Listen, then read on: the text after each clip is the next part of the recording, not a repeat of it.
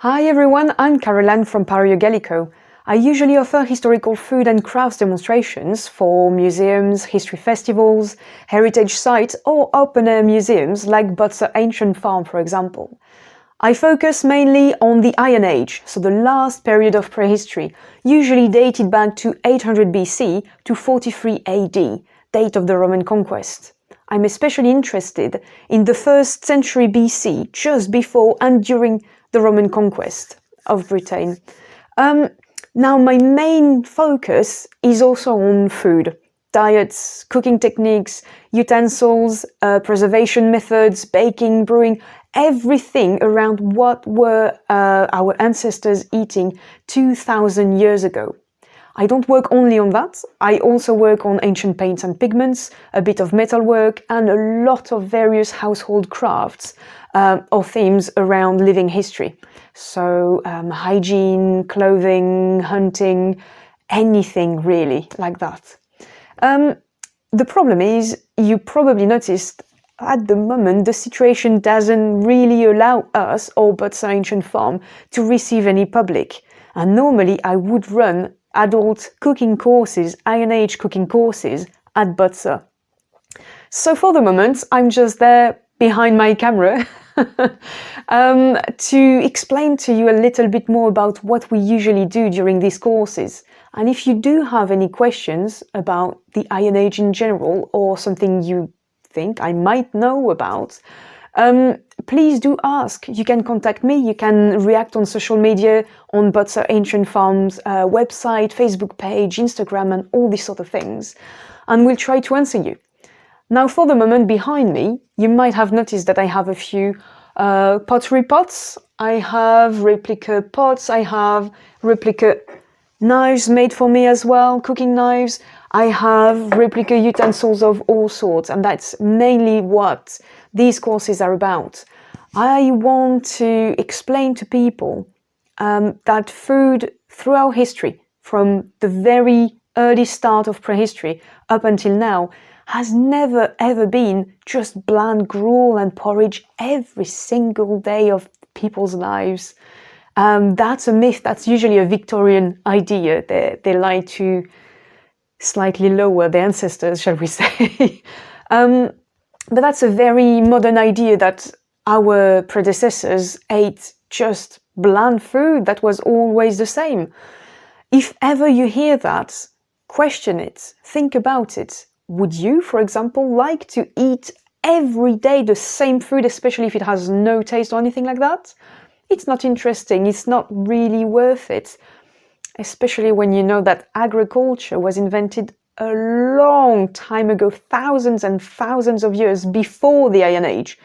Why on earth would people invent agriculture and have access to all the vegetables, the fruits, the different type of meat, the dairy products, even some fish, everything that the land can give you, plus foraging-wise, everything you can find, if it's for eating the same bland gruel every day? Doesn't make sense at all.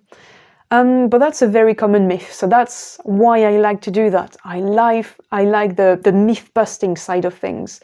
So for the food, that's my main aim, to present to people and to get them to have a hands-on experience about what you can actually cook in pots, over an open fire, with ingredients that were available at the time. So what I find really exciting about Butser Ancient Farm is that I have the possibility to teach in an actual Iron Age roundhouse. The atmosphere is fantastic, but also it gives me the possibility to show the participants and to experiment for myself. How do you cook on an open fire? How can you cook with or without pots? How do you manage your fire? Because a cooking fire and a heating fire is a bit different.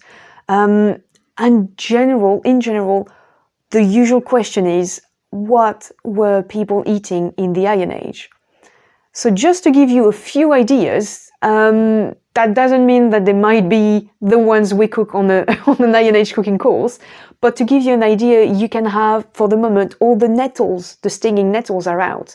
So we know that nettles were eaten in Britain, at least since the late Bronze Age, so the beginning of the Iron Age, thanks to must farm archaeology. So you can have a nettle porridge or a nettle stew with a bit of wild garlic. You can have, as usual, some roasted meat, yes, but a majority of dishes are boiled, are cooked in pots or in cauldrons. So anything you can really think about as a casserole would be perfect. You can have a beef and ale stew, for example, that existed already. You can have what we call in the medieval ages a frumenty, so a barley dish, a bit like a risotto, with a few vegetables or herbs and maybe even some cheese melted on top. You can have honey cream or galettes made with roasted hazelnuts. You can have sweet or savory fresh cheese or even some hard cheese that you can make, but not on these courses. That takes way too long. So there are an awful lot of foods that are available, that were available at the time. And really, I would love for people to realize that prehistory, as long ago as it is, have answers, probably answers to many very important modern questions about waste, about food waste as well, about hygiene, about sustainability, a lot of different things. I keep finding, and you probably will notice if you have visited or if you visit Butser Ancient Farm, that if you visit an Iron Age roundhouse, you are not visiting a mud hut. I hate that word. It's not a mud hut. It's an eco house. It really is. They are using the same materials. We are just coming back to it. Of course, there are different methods of construction and a lot of questions, but for the food principles, for example, we now have a lot of problems with food waste that didn't exist until very recently. If you remember your parents or even your grandparents telling you to finish your plate because you can't waste food, that's how I've been raised, and I'm not that old. So that's something that really can be dealt with when you learn about historic food and ancient foods. There's not an awful lot to eat when you are lower down the social scale at the time and throughout history. You have to be clever. You have to plan ahead. You have to plan actually your meals or your food storage a year plus in advance. It's, to me, incredibly interesting and incredibly important to put these together, to really adapt what we can get from archaeology and ancient history to modern questions and modern problems. Now, all that might seem very complicated, but in any case, if you have any questions or would like to know more about all that, contact Butser, go on their website, go on their Facebook page, contact me, website, Facebook page, pariogallico.com. And if you want some recipes, you will find some on my Facebook page, absolutely. Maybe on Butser's Facebook page soon enough. We'll see what we can do. In the meantime, I hope you are safe, I hope you're well, and I hope you keep it that way for the rest of the lockdown. Have a good day, everyone. Bye.